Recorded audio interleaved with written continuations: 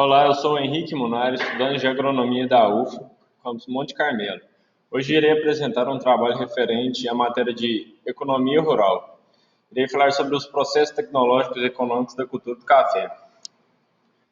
Eu vou iniciar falando sobre a origem do café, de onde é milenar e veio da África, especificamente na região da Etiópia. O que poucos sabem é que foi um pastor de cabras, juntamente com um monge, que foram responsáveis pela descoberta do consumo e uso do café.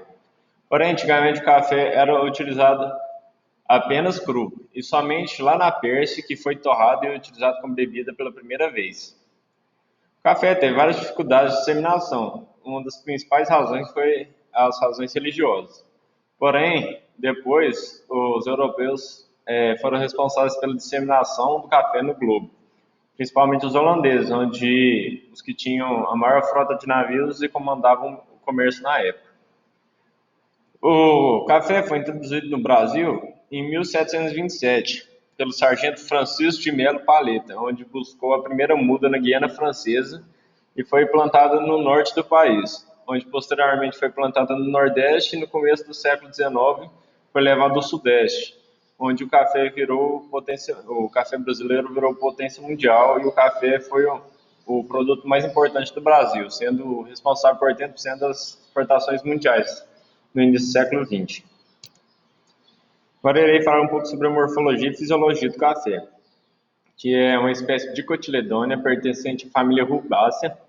É uma planta perene, que permanece ao longo dos anos, apesar da colheita.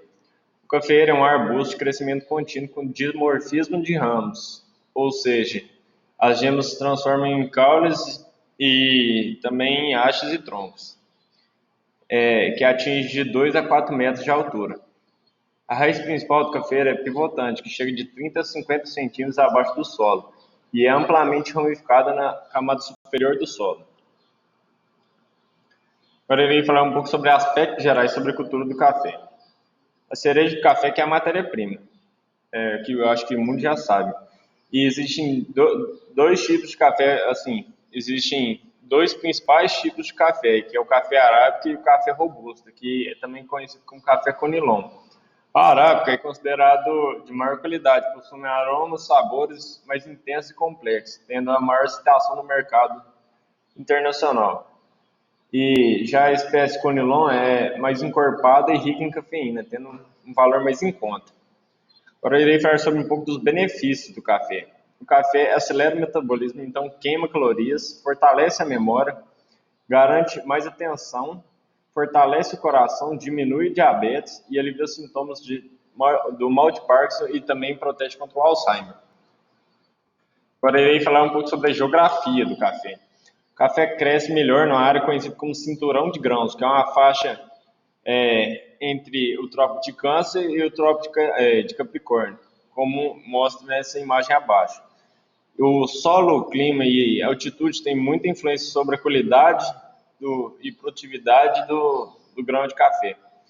O pé de café prefere um solo mais rico, temperaturas mais baixas, com bastante chuva, porque é uma planta com bastante necessidade hídrica e protegida do sol. A temperatura ambiente deve estar entre os 18 e os 27 graus.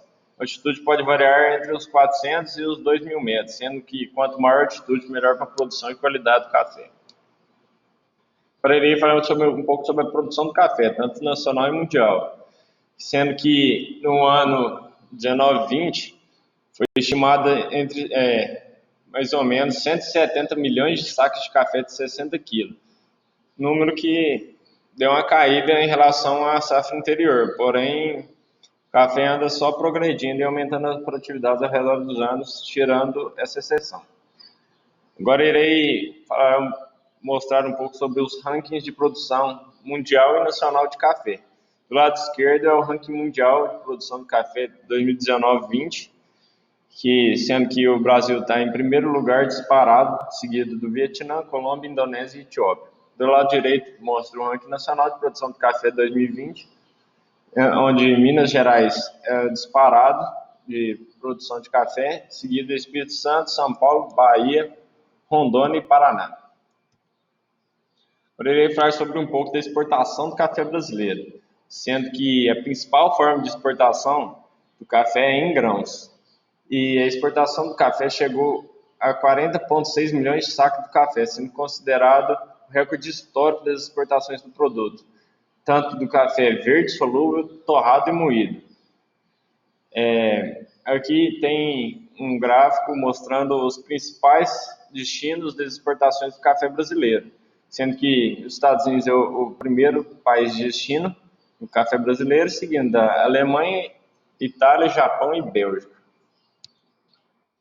Tem algumas notícias sobre o mercado do café, onde dá para perceber que a economia do café brasileiro só vem subindo e tendo melhoras no mercado global, onde mostra aqui que o café brasileiro atinge 40% da participação do mercado global em 2020, e mostrando que tanto café, qualquer torrado, grão, todos estão avançando, aumentando de qualidade e aumentando a quantidade de exportação e produção do café brasileiro. Agora irei falar sobre algumas etapas do processo de produção do café depois da colheita. Depois da colheita, é dividido em 6 etapas. A pré-limpeza, onde separa as impurezas do café. Depois o café passa para uma secagem, onde ele chega a em torno de 12% de umidade. Depois o beneficiamento, onde é separado as qualidades dos grãos do café. E depois a torrefação, que é onde o café é torrado o café é torrado e depois a moagem, onde o café é triturado até certa granulometria. Depois é envase, onde ele é embalado e comercializado.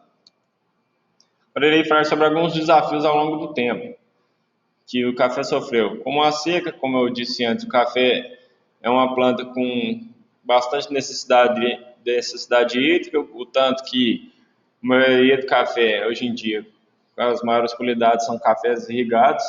A geada, que é um problema que temos até hoje, e vários outros tipos de problemas, como processo de preparação do solo, relevos, mão de obra, mecanização, custo de produção, produtividade e qualidade, e até chegamos hoje à pandemia, que sofremos muito com mão de obra. Mudanças tecnológicas. Tivemos aumento da densidade de plantio, onde tivemos aumento da quantidade de plantas por hectare. A irrigação, como tem grande necessidade hídrica, possui a necessidade, quanto maior a área irrigada, melhor. Mecanização, onde dá para perceber do lado uma colheita manual no início do século XX e uma colheita mecanizada dos anos atuais.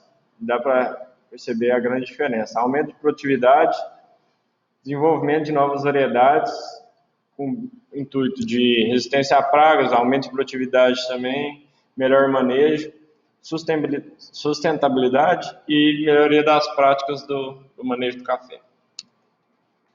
Algumas tecnologias em processo de transferência. Uso racional de água, que é a utilização de menos água com maior eficiência. Braquiária cultivada nas entrelinhas, monitoramento de pragas e doenças, podas programadas, sistemas de cultivo para colheita mecanizada em áreas montanhosas, que é uma grande dificuldade hoje em dia, e caracterização de ambientes cafeiros para a produção de cafés especiais e indicações geográficas. E é isso, meu muito obrigado, até mais.